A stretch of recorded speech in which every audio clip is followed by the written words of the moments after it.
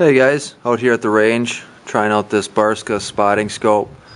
First impressions that the steel tripod here is awesome.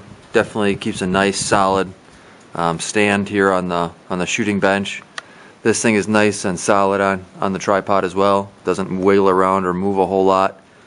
So overall, really nice unit. I do have a target, and I did some shooting at 50 yards over there on the second berm.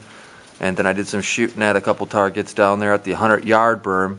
I used a couple different targets on each of the berms, one reactive target and then another target that I just put some stickers on some cardboard, just to kind of show you the difference if we're able to get a good view of it, of how the target or the grouping show up on the different types of targets that we have out there.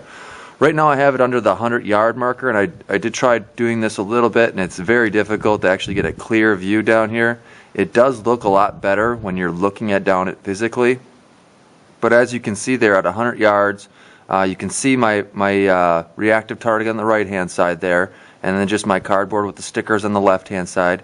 You are able to see the groupings on the reactive target a little bit there through the viewfinder here. I can tell you though that when I look down there, I can see the groupings and the holes on the cardboard target. So it is possible to see at 100 yards pretty clearly. And we're in some low light condition here. There's not a lot of sun out today, so I'm actually very impressed with it. I am able to see much further than 100 yards. You're not going to want this scope. It just 100 yards is definitely its max capabilities. The field of view down there is a lot better as well when you're looking physically through this. I'm sure it's something to do with the camera where it's not able to look down there as easily as a human eye could. I'll go ahead and refocus it here on the 50-yard and we'll take a look at that. Alright guys, we have her spotted up here on the 50-yard, and I can tell you again, just by looking down at myself, the 50-yard is very clear. I can see everything with my eye looking down this, the groupings on the cardboard. In fact, I think you can even see it a little bit there. You're able to see a little bit of the groupings on the cardboard, and you can definitely see the groupings on the reactive target, exactly where you're hitting. Again, with your regular eye, you can see that much better. The camera doesn't do this much justice, but just to kind of give you an idea and to show you that it is possible that this spotting scope is capable of being used for the 100-yard and very clearly for the 50-yard. Quick video with you on a spotting scope that I picked up. I've been looking to get one of these for a while just because I have a small pair of binoculars I've been using, and pretty useless further than 30 or 40 yards to see any kind of grouping that you have.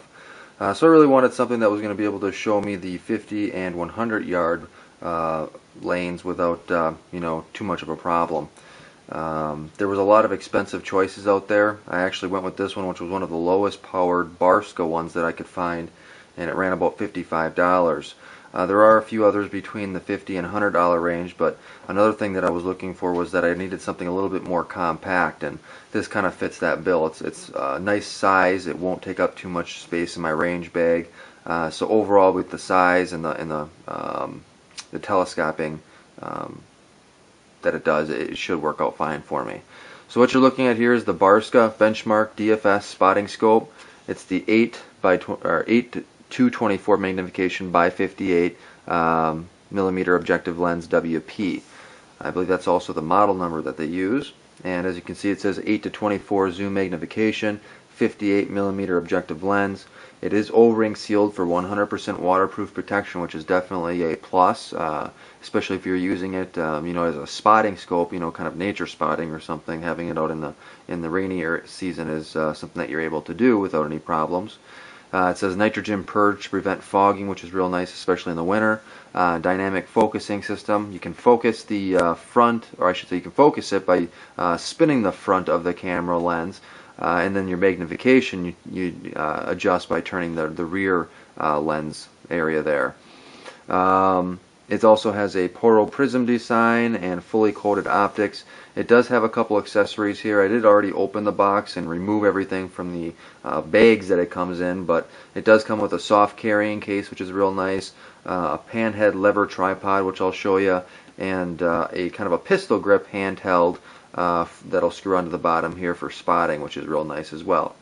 So let's go ahead and just take a look at what comes in it here. And as I mentioned, I already did open it up and remove all of the things in the box from the plastic bags, try to save you a little bit of time. So let's go ahead and pull this out and set that aside. And here's the soft carrying case. Nothing, you know, special or extraordinary. It's something that you'd probably just kind of expect. Just a nice little nylon bag with a zipper on it.